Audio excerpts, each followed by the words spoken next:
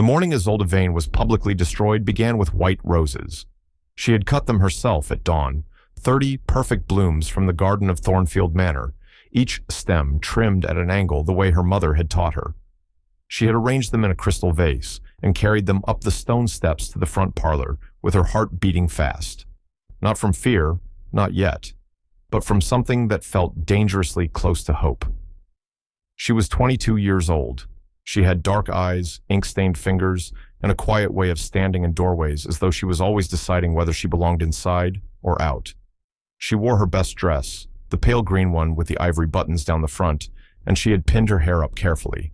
She looked like a woman who had decided something important. She was right. Something important had been decided, just not by her. The Duke of Ashenvale was 31, broad-shouldered, cold-eyed, and standing in the center of the parlor as though he had been placed there by someone who wanted the room to feel smaller. His name was Reginald Ashford Calloway, and he had a face that belonged on coins, sharp jaw, high cheekbones, the kind of handsomeness that came with a complete indifference to what you thought of it.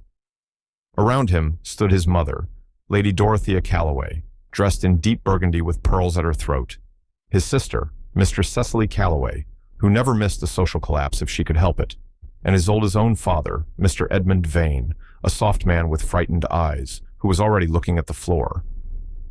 Isolde stepped into the room. She saw the faces. She set the roses down on the side table. Her hands were perfectly steady. Inside, something cracked clean in two. "Miss Vane." The Duke's voice was not loud. It did not need to be. It filled the parlor the way cold filled a room in winter. Not by force, but by the simple removal of warmth. "I must be direct with you. I have considered the matter of our proposed engagement at length, and I find I cannot in good conscience proceed." Isolde did not move. She was good at not moving when everything in her wanted to run. "I see," she said. Her voice came out evenly. She had not known she could do that.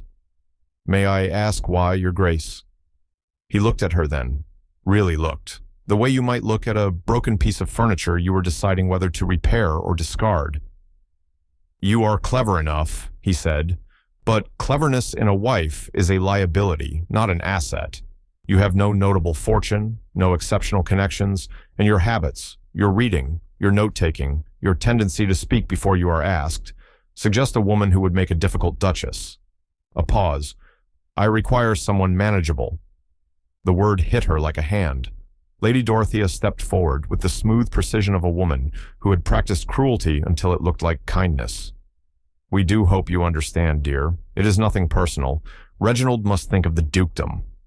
Cecily said nothing, but the corners of her mouth moved in a way that was worse than laughter. Isolde's father cleared his throat. He said, "Isolde, perhaps you should—" "No," Isolde said. It was the first word she had spoken with any weight behind it. She turned from her father. She looked directly at the Duke. She had picked 30 roses this morning and carried them up stone steps and pinned her hair and worn her best dress. And this man, this cold, polished, incurious man, had just told her she was unmanageable.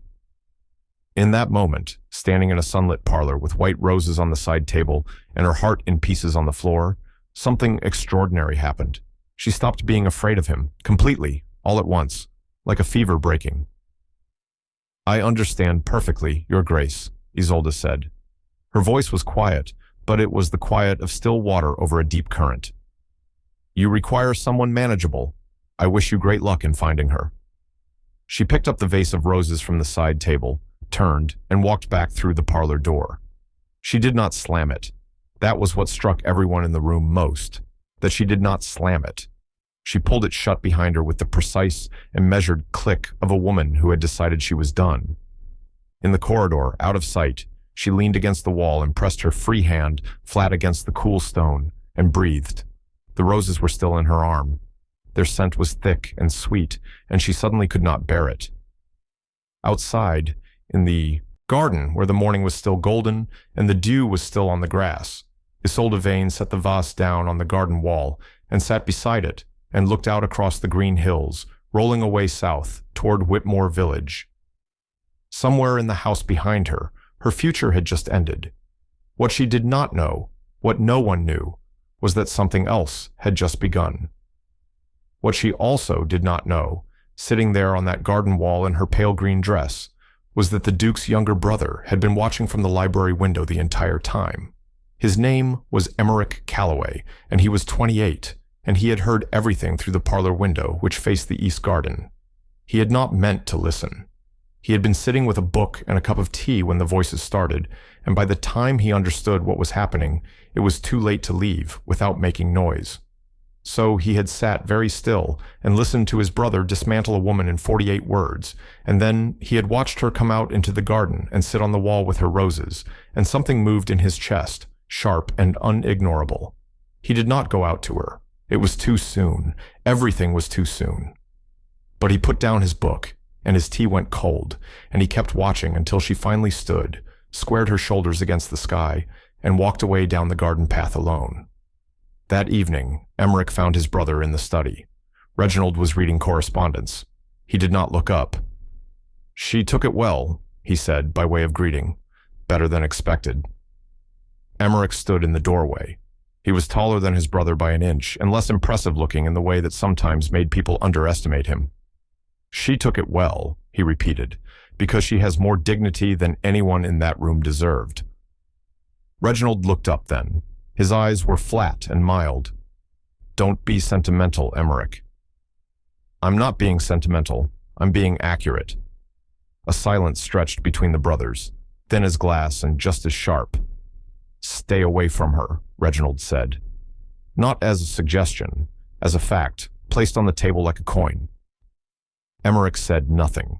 He turned and went back into the corridor, and behind him, Reginald went back to his correspondence, and neither of them said another word about Isolde Vane that night.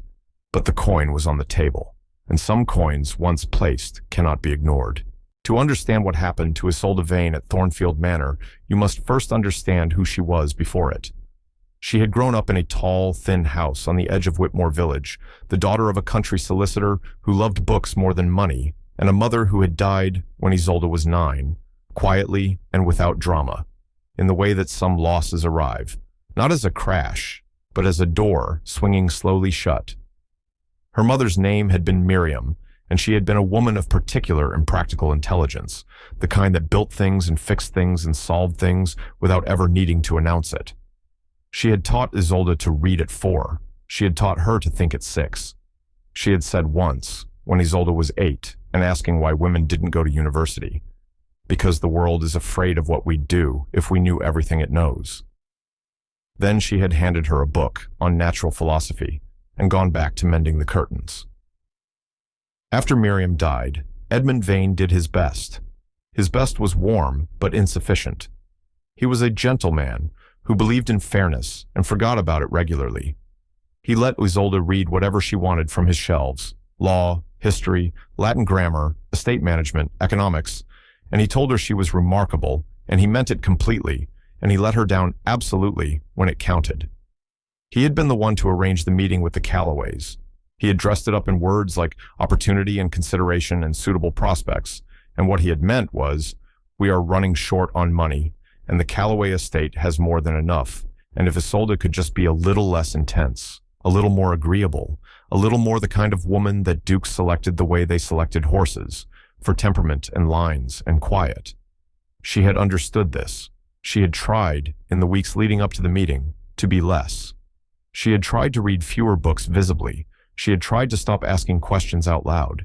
She had been, for those weeks, a smaller version of herself. It had not worked. It never works.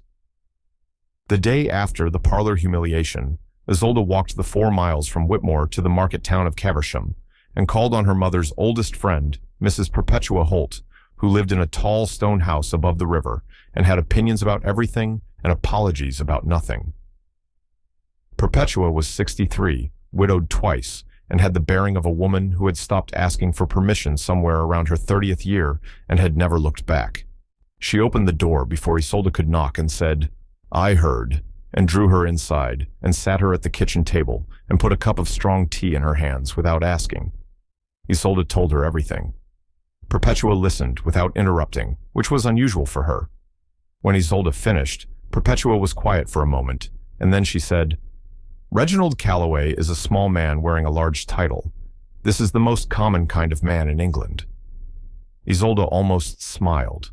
Almost. "What do I do now?" Isolde asked. It was the first time in her life she had said those words. She had always known what came next. There had always been a plan, a book, a problem to solve. Now the plan had collapsed, and she was sitting in Perpetua's kitchen, with tea going cold, and her father's financial situation pressing against the back of her mind like a stone. Perpetua looked at her steadily. "You have two choices," she said. "You can mourn this, which is reasonable and appropriate and will take some time, or you can remember that Reginald Calloway is not England. He is one man in one parlor in one morning, and you have 50 years of mornings ahead of you." She leaned across the table. "What do you know how to do?" Isolde thought for a moment. "I can manage accounts. I can read contracts. I know estate law. I speak French and read Latin. And I can write a letter that would make a stone cry." Perpetua smiled then, wide and real. "Then you are not ruined," she said. "You are unemployed, which is a very different thing." What Perpetua proposed was this. Her nephew, Lord Halston Byrne of Whitecroft Estate, needed a new estate secretary. His previous one had left under circumstances Perpetua described as a confluence of arithmetic errors and personal cowardice. The position paid a small but respectable wage, came with a room in the East Wing, and involved precisely the kind of work Isolde had taught herself to do from her father's shelves over 15 years. It was not what she had been raised to expect. It was not a parlor and a duke and a name that opened doors, but it was real, and it was hers. She walked home the 4 miles back to Whitmore in the afternoon light and told her father that evening at supper. Edmund Vane looked at his plate. "It isn't what I know what it isn't," Isolde said quietly. "I'm telling you what it is." He did not argue. There was something in her voice that had changed. He had heard it, but could not name it. What it was simply this. She had stopped waiting for someone else to decide her worth. She arrived at Whitecroft Estate on a Thursday in late September. The estate was large, 300 acres of hill and woodland north of Caversham, with a stone house at its center that had been built by a man with more money than taste, and subsequently improved by several generations of women with both. Lord Halston Byrne was 55, nearsighted, perpetually behind on his correspondence, and so relieved to have competent help that he greeted Isolde at the door himself and apologized for the state of the desk before she had even sat down. She looked at the desk. It was buried under 6 months of receipts, unread contracts, unanswered letters, and what appeared to be the remains of at least 2 different breakfast plates. She sat down. She rolled up her sleeves. She started. By the end of the first week, 3 tenants had received long overdue repairs, 2 creditors had received structured repayment plans, and Lord Byrne had cried once, briefly, in the corridor, from relief. It was at Whitecroft that she first heard Emmerich Calloway's name again. Lord Byrne mentioned it in passing, something about a shared boundary dispute and a very reasonable conversation he'd had with Reginald's brother at the county agricultural meeting. "Unlike Reginald," Lord Byrne said, squinting at a lease renewal Isolde had just corrected, "the younger Calloway actually listens when you speak. Remarkable quality in a man of that family." Isolde said nothing. She made a small note in the margin of the next document and kept working. But something in her went very quiet and very still, the way water goes still before a stone breaks its surface. She had not thought about the library window. She had not thought about being watched. She had not allowed herself to. But now, in the organized quiet of Lord Byron's estate office, with the afternoon sun coming in at a low angle and the smell of old paper and ink in autumn, she thought about it once, just once.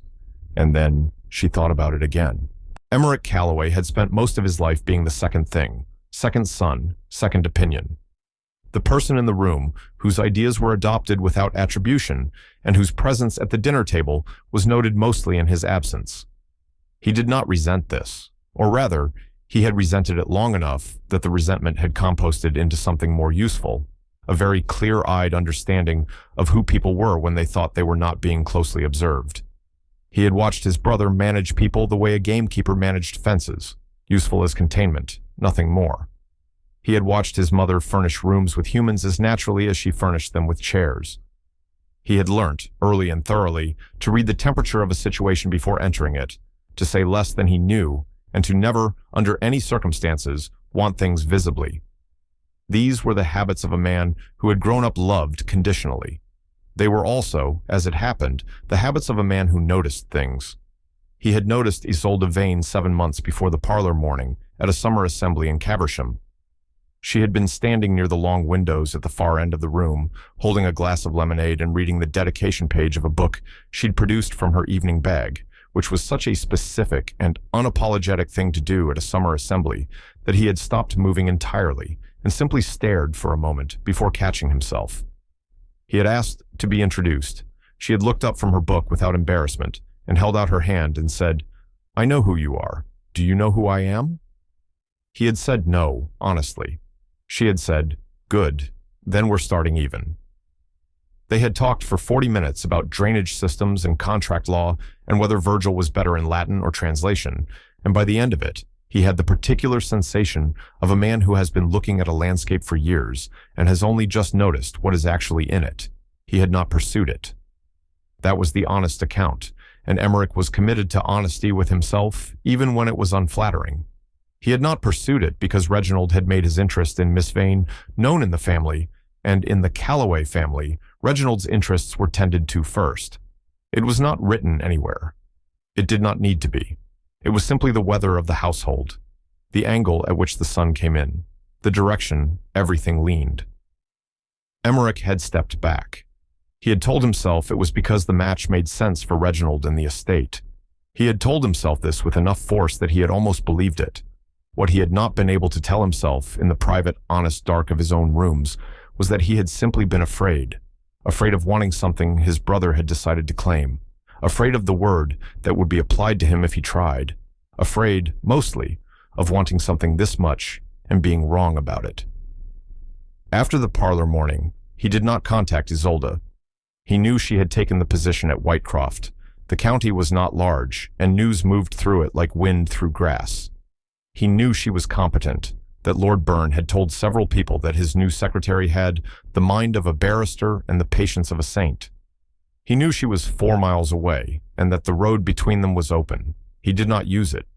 He told himself this was propriety, a decent interval of time between his brother's rejection and his own appearance. He told himself this was respect. He told himself this 6 times over 3 months, with decreasing conviction each time, until a Tuesday in December, when he rode out to check on a boundary fence near the northern edge of the Whitecroft property, and found Isolde Vane standing in the field, examining the same fence from the other side, breath visible in the cold air, ink on her glove, looking at him across the frost-stiff grass, as though she had been expecting him for some time. "Mr. Calloway," she said. Not Your Grace. He did not hold the title, but not Emmerich either, the formal middle distance. She was wearing a dark coat and a plain hat, and she looked more herself than he had ever seen her, which made no sense unless the parlor meeting had been the last performance, and this was the actual woman underneath. "Miss Vane." He dismounted. They stood on either side of the fence like a metaphor that neither of them acknowledged. "I wanted to say," he began. She held up one ink-stained hand. "You don't need to apologize for your brother." "I know," he said. "I wanted to say that what he said was wrong. Not just unkind, wrong. You are not difficult. You are precise. There's a difference." She looked at him for a long moment. The field was gray and cold, and the fence between them was old stone, and she looked at him the way she had looked at contracts that turned out to be more complicated than they appeared, carefully, without hurry, reading all the way to the end. "That's a very specific thing to say," she said finally. "I've had 3 months to think about it," he said. She did not smile, but something shifted in her face, small, internal, like a window opening somewhere inside a house where all the windows had been shut. "The boundary dispute," she said, nodding at the fence. "Lord Byrne believes the northeast corner was moved in 1842. Emmerich looked at the fence. He looked back at her. He understood perfectly that the subject had been changed, and that this was not rejection, but provision. She was giving him something useful to do with his hands, while the rest of the conversation settled. "I have the original survey maps at Ashenvale," he said, "from 1838. "Bring them," she said. "I'll have Lord Byrne's 1842 deed." She looked back at the fence. "Thursday?" she said. "Thursday," he said. They did not shake hands. They did not need to. He rode home in the cold afternoon, feeling lighter than he had in months, which was both wonderful and frightening, because lightness of that particular kind was the feeling of caring about something you could still lose. He did not tell Reginald about Thursday. He told himself this was because it was a professional boundary matter and bore no discussion. He told himself this carefully and without complete success. In the study that evening, Reginald was entertaining two county gentlemen over port, and his voice carried into the corridor, easy, authoritative, certain of itself in the absolute way of a man who had never once been told he was wrong by someone whose opinion he valued. Emmerich stood in the corridor for a moment and listened to his brother hold the room. Then he went up to his own study and found the 1838 survey maps and laid them across his desk and sat with a candle and went over the northeast boundary line with a very fine attention to detail. He told himself he was being thorough. That was also true. Both things can be true. Thorough and quietly, carefully, deliberately hoping. The boundary dispute was resolved in 4 weeks. The original fence, it turned out, had been moved, not in 1842 but in 1851, by a man who had assumed no one would check, in the confident tradition of men who move fences at night. The resolution was entirely professional. The resolution was also, as it happened, conducted over 5 separate meetings, 2 at Whitecroft and 3 at the Callaway estate boundary, in weather that grew progressively colder and did not deter either party in the slightest. Lord Byrne recovered 3 acres and was effusively grateful. He told Isolde she had the instincts of a bloodhound and the manners of a diplomat, which was the highest praise he possessed. He did not notice, or if he noticed, he said nothing, that his estate secretary and the younger Callaway brother seemed to have rather more to discuss at each meeting than the survey maps strictly required. They had begun to talk about everything. That was the only honest description of it. The conversation that had started at the summer assembly and been interrupted by events had simply resumed, as though the 7 months between had been a parenthesis rather than an ending. Isolde told him about Whitecroft, about the collapsed drainage agreement she had renegotiated from scratch, about the tenant family in the North Cottage who needed a new roof and had been afraid to ask for one. Emmerich told her about the Callaway Estate's Eastern holdings, about the parliamentary work he had taken on that Reginald found too tedious to attend to, about a village school near Ashenvale that had no funding and no teacher, and which he had been quietly financing for 2 years without mentioning it to anyone in the house. Isolde looked at him when he said that. "Why quietly?" she asked. He was quiet for a moment. "Because in my family," he said, "caring about things makes them targets." She understood that completely. She had grown up around a man who loved her enough to sell her to a duke and called it care. She knew the shape of a house where love was managed like an estate, distributed according to hierarchy, withdrawn according to usefulness. "Your brother," she said one afternoon, and then stopped. They were sitting in Lord Byrne's estate office. She had offered him tea. Outside, the December rain was steady against the windows. Emmerich looked at her. "You can say whatever you're thinking," he said. "In this room, at this table, you can say whatever you're thinking, and I will hear it." She looked at him for a moment. "Your brother reduced me to a list of deficits," she said. "Insufficient fortune, insufficient connections, insufficient tractability. As though I were an investment that hadn't yielded enough return." She paused. "I think about that word, manageable. I think about what kind of man wants a manageable woman." She looked at the rain. "What kind of man does that make him?" "An unhappy one," Emmerich said simply. "Eventually." There was a day in January, cold, gray, the kind of January afternoon that feels like the world has stopped moving, when Emmerich arrived at Whitecroft and found Isolde in the courtyard. She was arguing with a builder who had overcharged Lord Byrne on a stable repair, and she had the invoice in one hand and the original quote in the other, and her voice was entirely calm and entirely immovable, and she was winning, clearly and completely, with the precise application of documented evidence and a tone so steady it made the builder's bluster look like noise. Emmerich stood in the courtyard gateway and watched. She had no idea he was there. She finished the argument, got the overcharge reduced by 40%, shook the builder's hand with the matter-of-fact efficiency of someone closing a meeting, and turned to go back inside, and saw him. She stopped.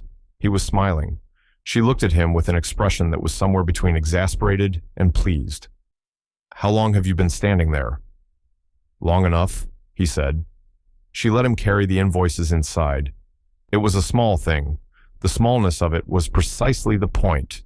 She did not need him to carry the invoices. She was perfectly capable of carrying invoices. But she handed them to him as she walked past, and he took them without making it a statement. And they walked into the estate office, and she poured the tea, and he spread the invoices across the desk, and they went over them together.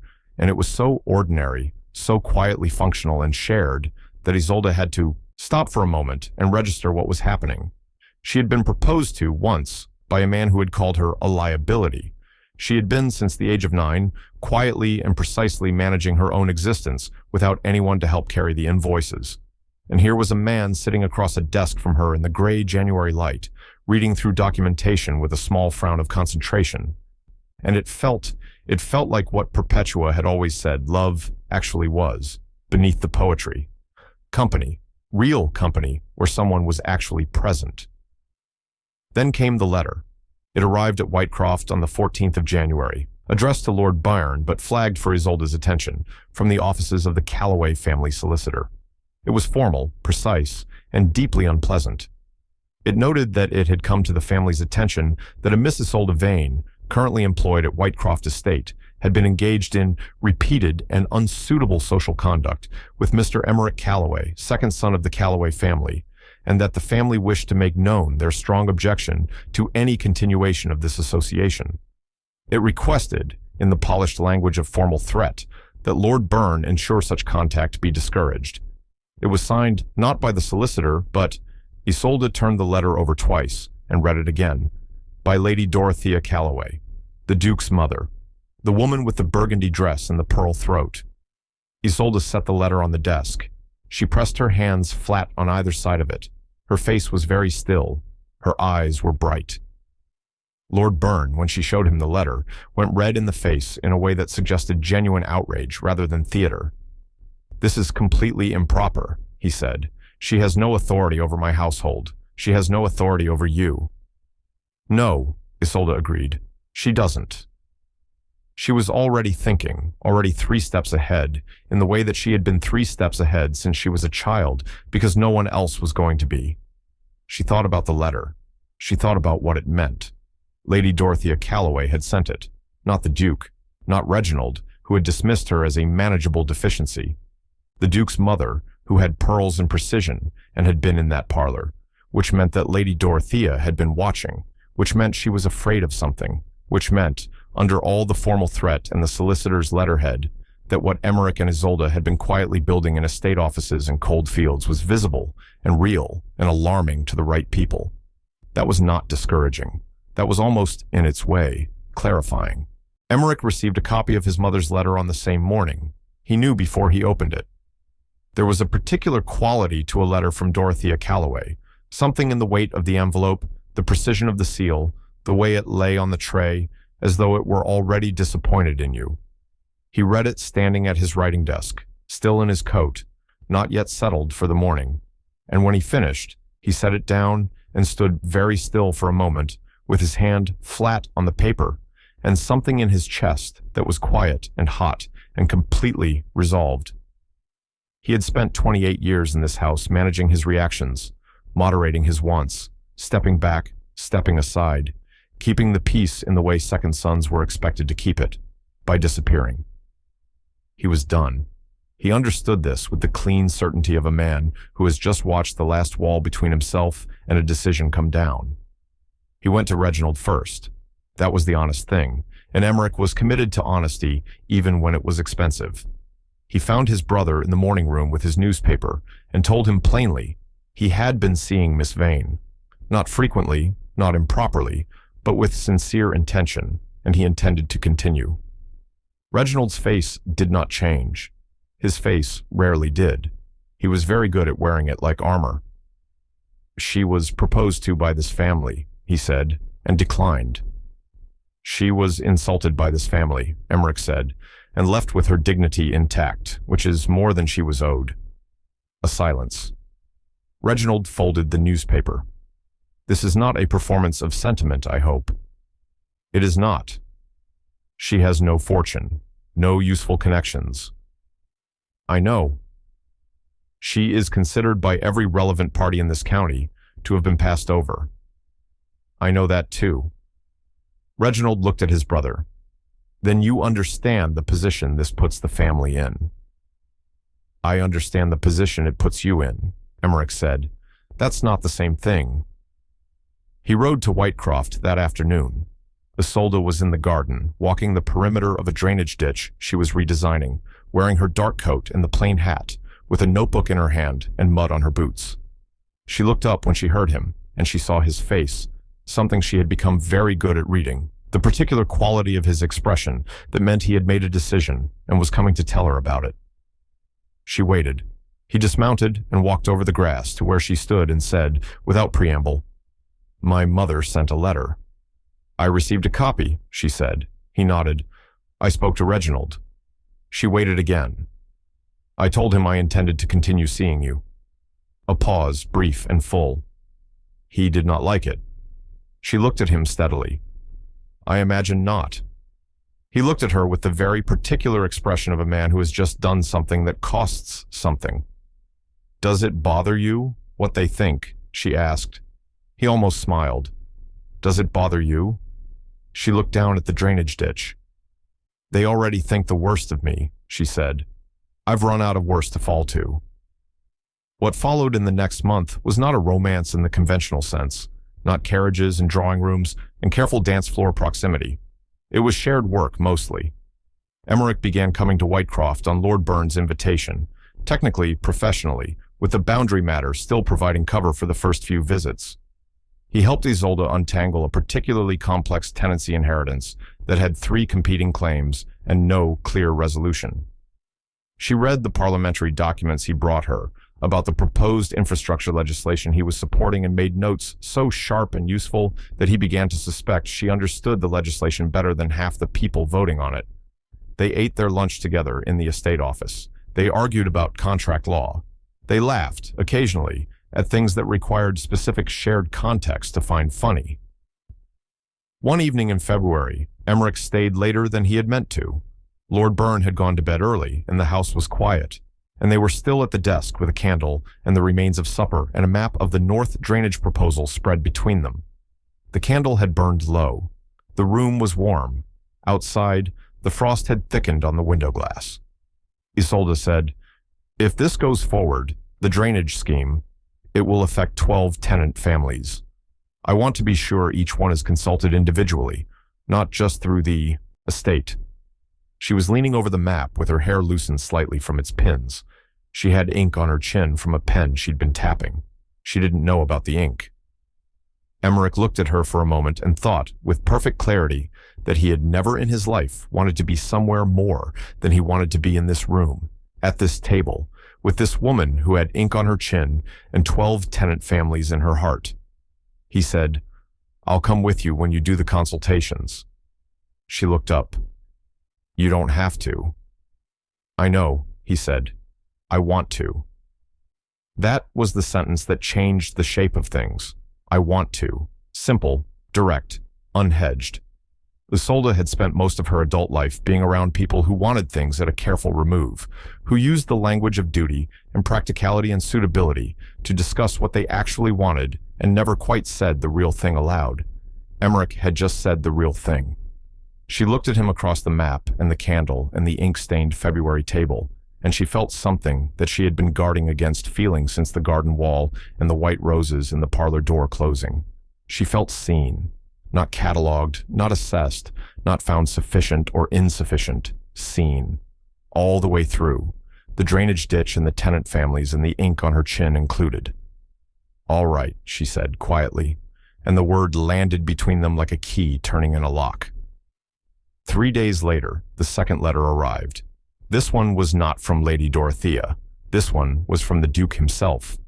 It was addressed to Emmerich, and its message was short and without ambiguity.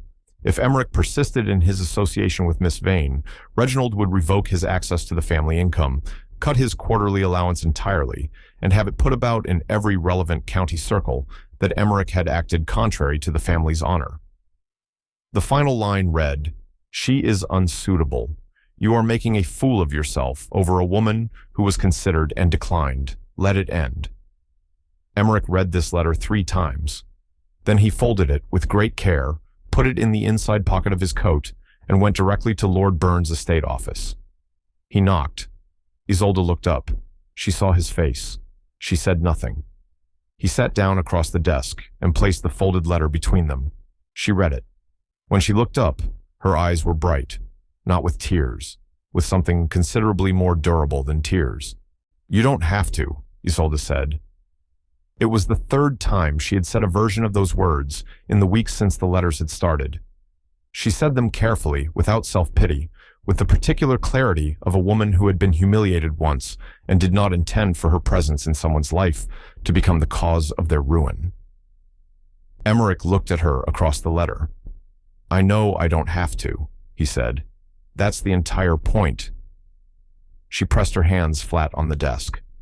Outside the window, the February afternoon was pale and gray, and the bare trees against the sky looked like old writing. "Your brother controls your income," she said. "I know. Your mother controls your reputation in this county." "I know. And you have done nothing in your life that I can see, to suggest you would blow up everything you have for a woman your family considers unsuitable." She stopped. A breath. "So why would you do it now?" He was quiet for a long moment. He looked at the letter on the table, and then at his hands, and then at her, and he said, "Because I have spent 28 years managing my wants in a house where wanting things made you a target. I have watched Reginald use that principle to arrange every living thing in his orbit to suit his comfort.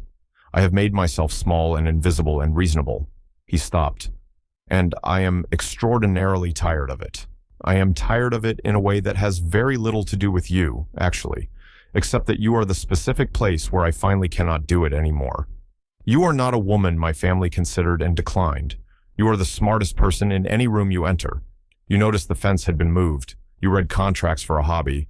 You walked out of that parlor and didn't slam the door, and that may be the most dignified thing I have ever seen anyone do." He picked up the letter. "Reginald can have the money. I'll earn my own." Isolde looked at him for a long time. She was not soft in this moment. She was not moved to easy tears. She was doing what she always did with things that mattered, reading them carefully, all the way to the end. "If you do this," she said, "they will make it as difficult as possible.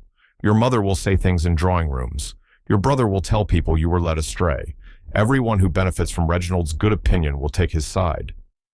"Yes," said Emmerich. "And your position here is secure for now," she continued. "But Lord Barn is 55, and his heir is in Edinburgh, and uncertain about the estate. You cannot count on Whitecroft indefinitely." "No." She looked at him. "I am not a soft bet," she said. "I come with trouble already attached." "I know," he said, for the 3rd time. A pause. "I am also extraordinarily tired," she said, more quietly, "of thinking about what I cost and what I'm worth on someone else's balance sheet." Her voice dropped lower. "I would like, just once, to be chosen simply because someone wanted to." He reached across the table, not dramatically, not the reaching of a man making a point, just a hand placed near hers. She looked at it. She placed her own hand over it. They sat like that for a moment in the pale February light, 2 people who had both been the second choice long enough to know what it felt like, and had finally, sitting across a desk covered in drainage maps and unpaid invoices and the remnants of a threatening letter from a duke, found each other at the bottom of the same arithmetic. "I am going to speak to Lord Byron," Emmerich said. "I want to be properly introduced to your father. I want to do this correctly, not secretly, not apologetically, not with one eye on what Reginald thinks. Correctly." Isolde almost smiled. Almost, but not quite yet. "My father will be terrified," she said. "Good," Emmerich said. "He should be. He let a duke insult his daughter in her best dress, and he looked at the floor. He's not a brave man. No, but he loves you. That should count for something. She considered this. Sometimes love isn't enough. No, he agreed, but it's a start. Edmund Vane, when Emmerich called on him, was indeed terrified. He opened the door of the thin house in Whitmore, saw who was standing on his step, went pale, and dropped his reading glasses. Emmerich picked them up. He was given tea in the sitting room, where Isolde had grown up reading from the shelves, where Miriam Vane had once taught a small girl about universities and knowledge, where the books were still stacked. To the ceiling, and the curtains still needed mending, and everything smelled faintly of paper and candle wax and old certainty. Emmerich spoke plainly. He was not wealthy, not without the family income, but he was not without resource. He had some savings, the parliamentary work, and a small property left to him directly by his grandfather that Reginald had no claim on. He intended to ask Isolde to marry him. He was asking Edmund's blessing, not because he needed permission, but because Isolde loved her father in the complicated, clear-eyed way you love someone who has failed you and kept trying, and that meant Edmund mattered. Edmund was quiet for a long time. He looked at his hands. Then he said, "She's stronger than I am. She always has been." "I know," Emmerich said. Edmund looked up. His eyes were wet. "Her mother would have liked you," he said. "Not because of who your family is, because you came here yourself." He cleared his throat. "She would have said you have the sense to know that some things you go and do in person." Emmerich accepted this. He sat with Edmund Vane in the paper and wax-smelling sitting room for another half hour, and they talked about Miriam, who had taught Isolde to think, and about Isolde, who had never needed anyone else's permission, and about the kind of courage that comes not from not being afraid, but from deciding that the thing you want is worth the cost of being afraid. When Emmerich left, Edmund stood at the door and watched him go, and his face held something that had not been there when the morning started. The look of a man who had just, very late, done the right thing. That evening, Emmerich wrote to Reginald, not a plea, not an apology, a statement of fact. He was cutting himself loose from the family income, would make no claim on the estate, and would appreciate the same professional courtesy in return. He asked his brother, as a final thing, to stop using their mother as a weapon, not for Emmerich's sake, but for hers, because Dorothea Calloway was a fierce and intelligent woman whose talents were being deployed against her own son, and that was a waste of a fine mind. He sealed the letter and sent it. Then he sat for a long time in his grandfather's old study with a glass of wine he didn't particularly drink, and thought about what he was stepping away from and what he was stepping toward, and he found, doing the arithmetic honestly in the last of the evening light, that the numbers came out clearly.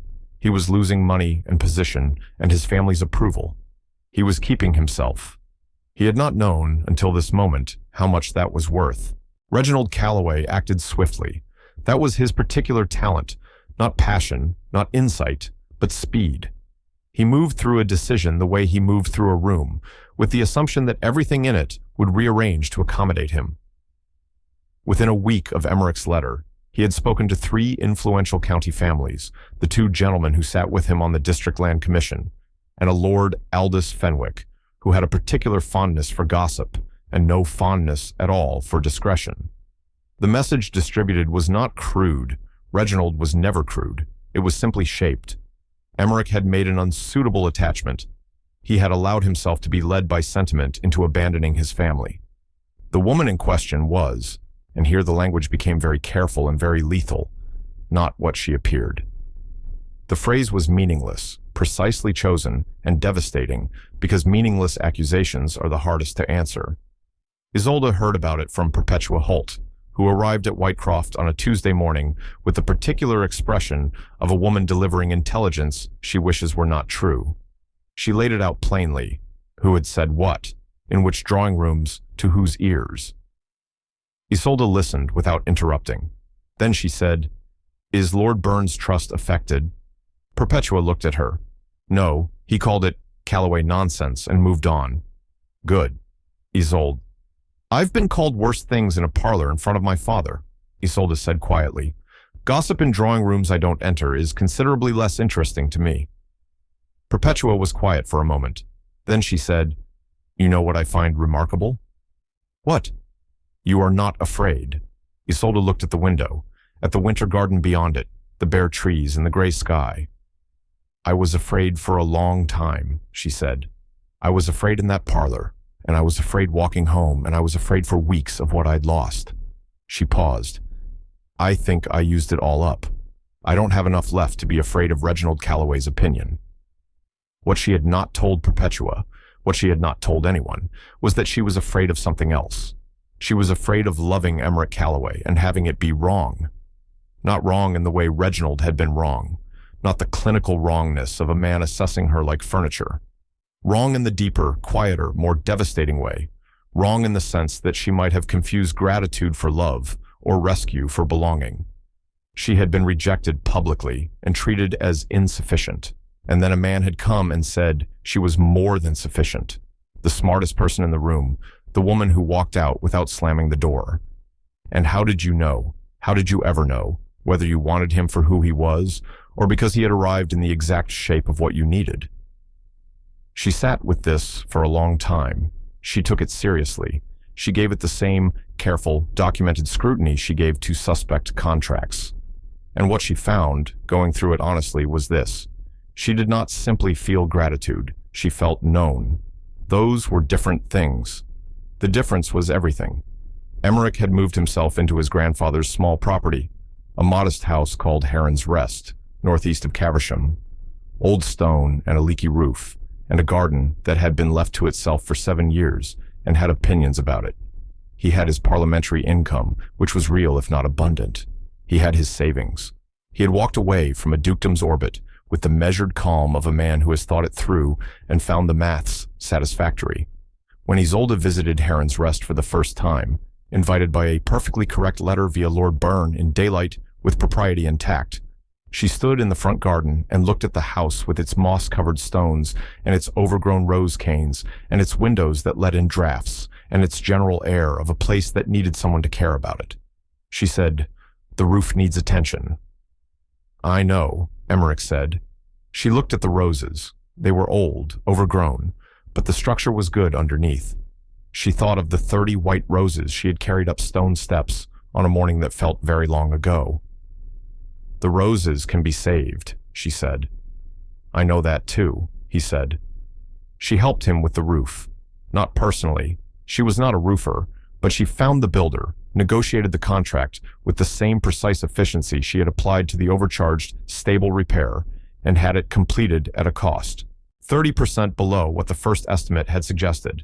She organized his correspondence. She helped him prepare the brief for the drainage infrastructure legislation and made 6 improvements that his parliamentary contacts told him were exceptional. They worked together in the study at Heron's Rest on cold evenings with tea and candles and maps, and Lord Byrne was invited to call, and Perpetua was invited to tea, and slowly, steadily, without drama or declaration, Isolde Vane's life began to knit itself around this house and this man the way roots knit around stone, not by force, not by plan, but by the simple persistence of something that had decided to grow. Then came the county agricultural dinner. It was the largest social gathering of the year, and attendance was expected from every landowning family in the district. Emmerich went. Isolde was invited by Lord Byrne, who was on the organizing committee. They arrived separately. That was still the careful thing to do, and found themselves, within 20 minutes, separated by the room's social physics into different conversational clusters. Isolde was in a group with Lady Fenwick and 2 other county wives who had clearly been briefed. She watched them take stock of her. She was wearing her best dress, not the pale green one, that one had associations now, but a deep blue that Perpetua had helped her choose, and that made her look, Perpetua had said, like someone who makes the decisions. She stood straight. She smiled where required. She waited. Lady Fenwick said, very pleasantly, "Miss Vane, we were just discussing the recent changes at Heron's Rest. One hears Mr. Calloway has been making improvements." "Yes," said Isolde. "The roof has been repaired and the drainage sorted. The roses in the front garden should come back strongly in spring." A pause, perfectly timed. "I helped with the contracts." Lady Fenwick blinked. "Oh," she said. And that was all. Across the room, Reginald had seen them arrive, first Emmerich, then Isolde, and watched the evening's social weather shift in the small, invisible way that weather shifts before a storm. He was a man who read rooms for a living, and this room was telling him something he did not like. People who should have been cold to Isolde were interested. People who should have dismissed Emmerich were respectful. Lord Byrne was telling the story of the boundary dispute and the 1838 survey maps to a table of attentive listeners and giving Isolde full and public credit. The gossip Reginald had seeded had not grown the way he'd planted it. It had not grown at all. He looked at his brother across the dinner tables in the candlelight, and Emmerich looked back at him with the expression of a man who has, at last, stopped being manageable. And something in Reginald Calloway's chest, cold and certain and entirely accustomed to winning, shifted just slightly, like a lock feeling the turn of a key. He did not bring flowers.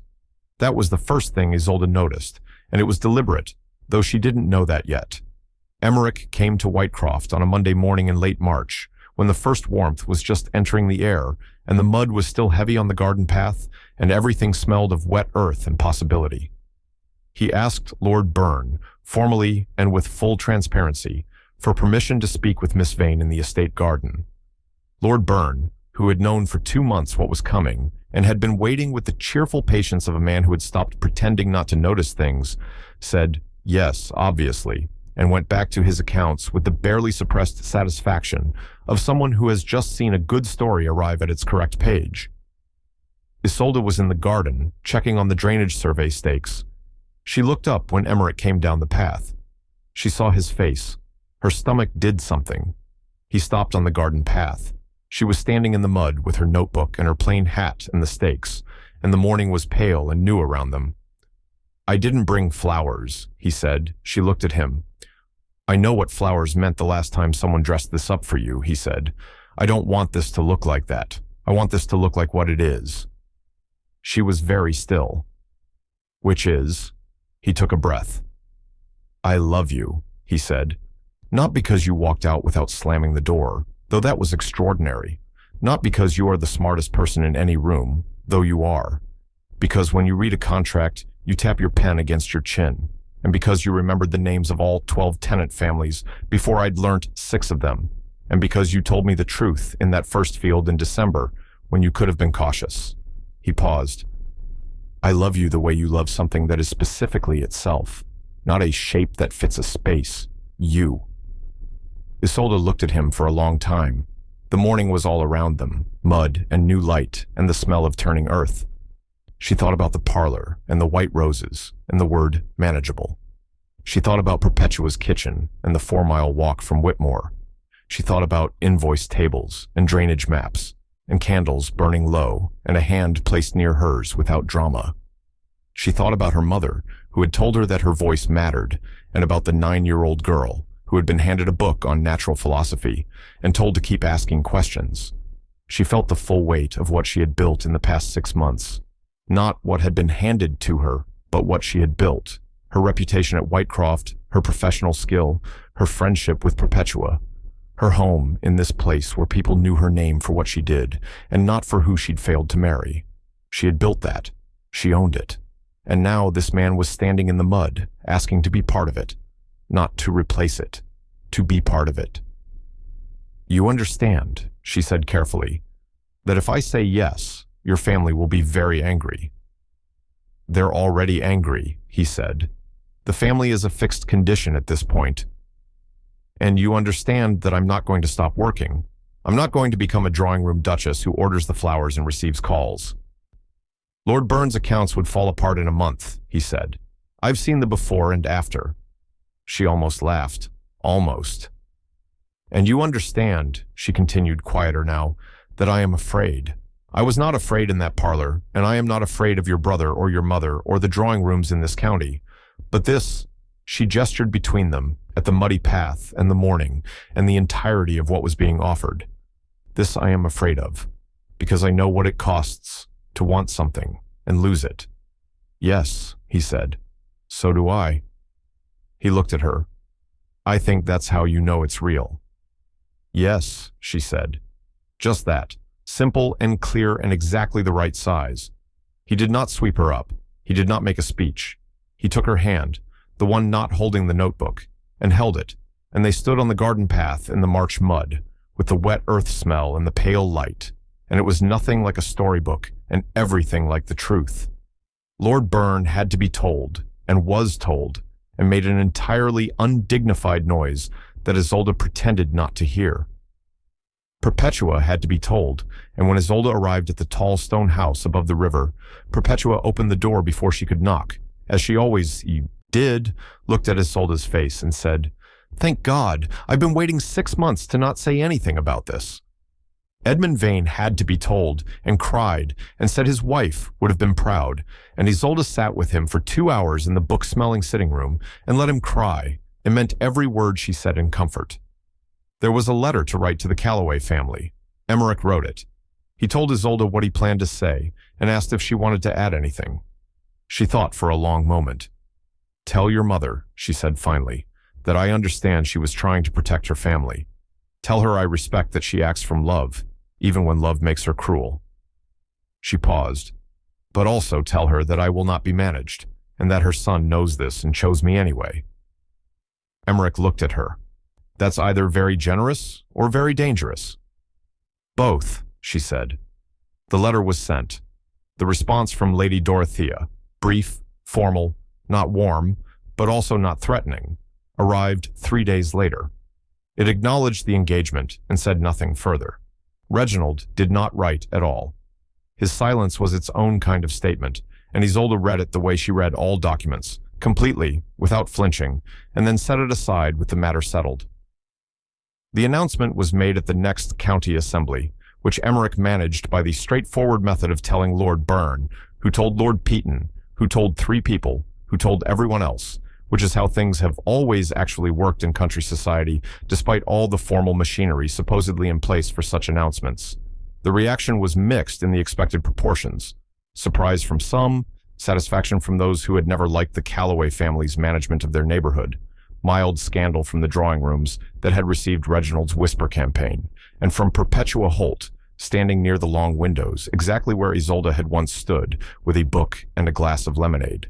The expression of a woman who had been right about something important and was allowing herself to know it. Isolde arrived at the assembly in the deep blue dress. She did not bring a book. She did not need one.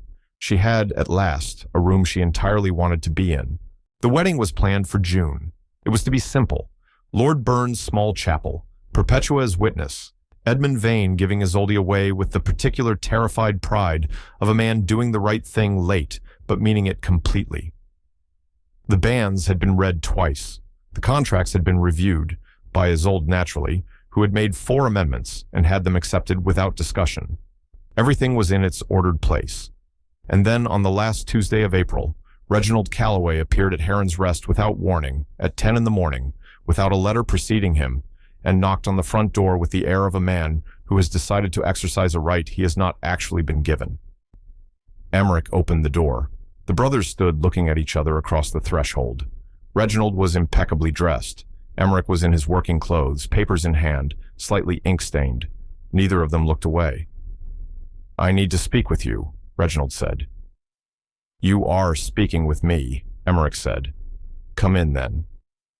They sat in the small study at Heron's Rest, not the grand rooms Reginald was accustomed to, not the estate parlors with their good furniture and their implication of authority, but Emmerich's own room with his own books and his own maps, and Isolde's handwriting on half the documents on the desk, because she had been here yesterday working. Reginald looked at the handwriting and said nothing about it. He said, "I am here to ask you to reconsider." Emmerich set down the papers. "No." "Hear me first." A pause. "Hear me." Something in Reginald's voice was different, not soft. Reginald was not soft, but stripped of the armor Emmerich had heard over it every day of his life. He heard it because he knew his brother's voice, the way you know the voice of a house you've grown up in. Every room, every resonance, every place where the sound went flat. "All right," he said. "I'm listening." What Reginald said took 30 minutes and cost him, clearly, a great deal. He said that the family finances were in more difficulty than had been admitted. Not ruin, but strain, significant and growing. He said that 3 of the Eastern holdings had been mismanaged under an agent he had trusted, and that the losses were larger than he had told their mother. He said, and here his jaw tightened and his eyes went to the window, that he had proposed to Isolde Vane not merely because of dynasty or manageability, but because he had, in his limited and backward way, believed that her intelligence and her competence would be useful to the estate, that he had not known how to want someone for themselves, that he had only ever been taught to want things for their function. He stopped. He looked at the floor. He said, I knew, watching her walk out of that parlor, that I had made a catastrophic mistake. Not about the match, about how I'd handled it, about what I'd said. He stopped again. I should have said it differently. You should have said differently things, Emmerich said quietly. Those were different things. There was a long silence. Outside the window, the April morning was bright, and the roses in the garden were coming back. Not all of them, but some, the ones with the deep roots. Reginald looked at them. I know it's too late, he said. I know she would not. I know the answer. I'm not here to ask for a chance with her. He looked back at Emmerich. I'm here because she is going to marry my brother, and I need to know. I need to hear from you that she will be all right, that you understand what you have. His voice was precise and stripped, and completely honest in the way it only ever was when there was no audience and no advantage to be gained. Because I was given something remarkable, and I treated it like inventory, and I do not want to watch you do the same thing. Emmerich looked at his brother for a long time. He thought about 28 years of secondness, of managing, of stepping back, of all the ways Reginald had shaped the world to his own dimensions. He thought about the 14-year-old boy they had both been, before the title, before the armor. I understand what I have, Emmerich said. I understood it in December in a frozen field, and I have not stopped understanding it since. A pause. She negotiated the roof contract. She improved the parliamentary brief. She knows all 12 tenant families' names. He looked at his brother. She walked out of your parlor and didn't slam the door, Reginald. What you called unmanageable is what I call complete. I will not treat it like inventory. Reginald looked at him for a long moment. Then he nodded. Once, short, the nod of a man accepting a verdict. He rose. He picked up his gloves. At the door he paused. The Eastern holdings, he said, without turning. 3 of the tenancy contracts are written in a way that may not hold up to legal scrutiny. The agent was creative. Send me the contracts, Emmerich said without hesitation. I'll have Isolde look at them. A pause. She's the best reader of a contract in the county. Reginald was quiet for a moment. Then he said, very quietly, yes, I know. He left. Emmerich stood in the doorway of Heron's Rest and watched his brother's carriage go down the lane and felt something shift, not resolve, not mend, but shift, the way heavy furniture shifts when you finally move it after years. The floor underneath revealed, dusty and unfamiliar and real. He went inside and sat down at the desk and looked at Isolde's handwriting on the documents and thought, you have to tell her, all of it. Not because she needed to know about Reginald's finances, though she would find that interesting, professionally, but because she deserved to know everything about the world she was marrying into. No hidden compartments, no managed distances, no information withheld for her protection or his comfort. He picked up a pen. He wrote her a letter, not a formal letter, not a professional letter, but a real one, the kind that starts where you actually are. He told her about Reginald's visit, about the Eastern holdings, about the conversation, about the thing Reginald had said at the door. He ended. He knows. He has always known. I think that is what makes it the saddest, and I think you should know it too. Isolde received the letter at Whitecroft that afternoon. She read it at the estate office desk, with the spring light coming in long and pale through the windows. She read it twice, the way she read everything important.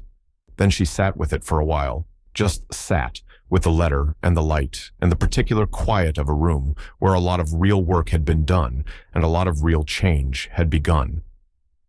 She thought about Reginald Calloway in a parlor, calling her unmanageable. She thought about what Emmerich had written, he has always known, and the specific sadness of a man who sees clearly and acts badly anyway, who understands the value of something and still lets the machinery of his character reduce it to inventory. She did not feel triumph. She did not feel vindication. She felt something more complicated and more adult than either. She felt sorry for him. Not in the soft way that cancels responsibility. He had done real harm. But in the hard way, the way you feel sorry for someone who built their own cage and then learned too late what they'd locked out. She picked up her pen. She wrote back to Emmerich. Tell him I'll look at the contracts, not for the family, for the tenants who are living under them. The wedding was on a Saturday in June, when the roses at Heron's Rest had come fully back and the garden had sorted itself into something opinionated and untidy and alive. Lord Burns' chapel was small and full of light and smelled of old wood and summer. Perpetua Holt stood in the front pew with the expression of a woman who had earned the right to look satisfied. Edmund Vane, in a good coat he had pressed himself, stood at the door with his daughter and held her hand tightly and said nothing, because everything that needed to be said had been said in the tall house in Whitmore over 2 hours and a pot of tea and a great many tears. Isolde wore a dress the color of cream with no particular ornament. She had considered the pale green and then set it aside, not because it held bad memories, but because it had been the dress of a woman trying to be the right shape. This dress was not that. This dress was hers. She walked down the aisle of Lord Burns' chapel on her father's arm and saw Emmerich standing at the altar, looking at her with the expression she had learnt over the past 7 months to read perfectly, the expression of a man who is seeing exactly what is there and finding it entirely sufficient and is not performing this feeling but simply having it. He was slightly ink-stained on his left cuff. She noticed this and thought it was the most Emmerich thing possible and felt her whole chest fill up with something warm and certain and completely real. Edmund placed her hand in Emmerich's. His fingers closed around hers.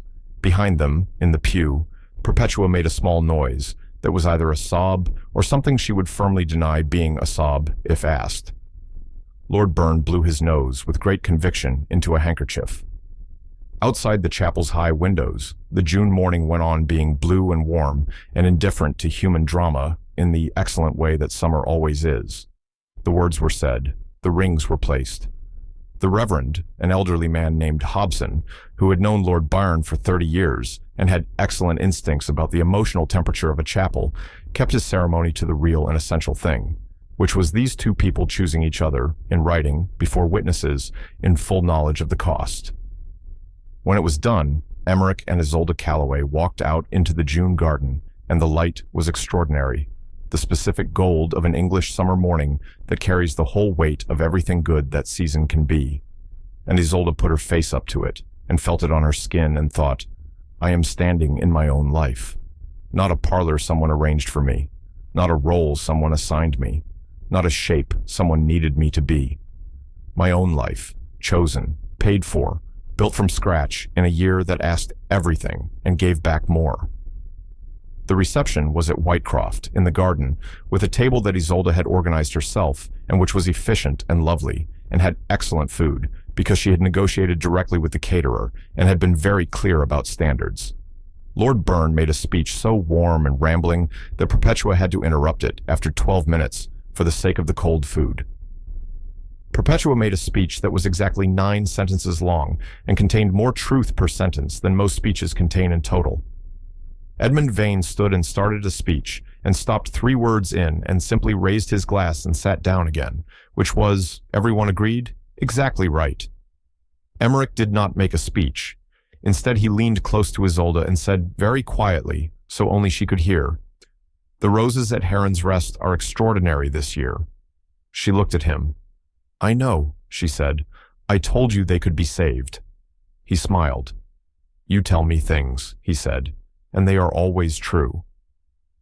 3 weeks after the wedding, the contracts from the Calloway Eastern Holdings arrived. Isolde sat at the desk at Heron's Rest, her desk now, in her house now, with her name on the relevant documents, and read through them with the focused intensity of a woman who takes injustice in legal language personally. She found 4 clauses that were structured in a way that would disadvantage the tenants on renewal, two that were almost certainly unenforceable, and one that she was fairly certain constituted fraud. She made detailed notes. She wrote a full analysis. She sent it not to Reginald, but to his solicitor, with a cover letter that was precise and professional and impossible to ignore. The solicitor, who had not, to be fair, drafted the original clauses, read it, and then sent a letter to Reginald that apparently contained the words "significant liability" and "immediate review required." The tenants of the Eastern Holdings received new contracts within 6 weeks, better ones, because Isolde Calloway had read all the way to the end. Reginald came to Heron's Rest in August. This visit had a letter preceding it, properly written, properly received. He came in the afternoon and was given tea in the garden and was received by Emmerich and Isolde together. No separation, no management, together. And the three of them sat in the garden with the late summer roses around them and talked about the Eastern Holdings and the tenancy reforms and what came next for the estate. It was professional. It was not warm, but it was honest. And there was, underneath the honesty, the first tentative architecture of something that might eventually become familial.